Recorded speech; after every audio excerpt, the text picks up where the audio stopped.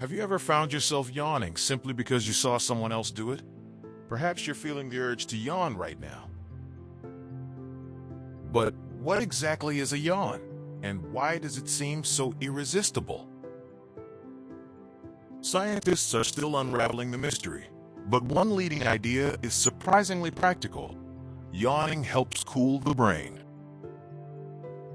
Taking a long inhale and stretching your jaw boosts blood flow, which might regulate your brain's temperature and keep you alert.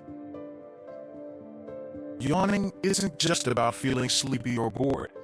Sometimes it's your body's response to shifts in activity and attention. Here's where things get particularly interesting. Yawning is contagious.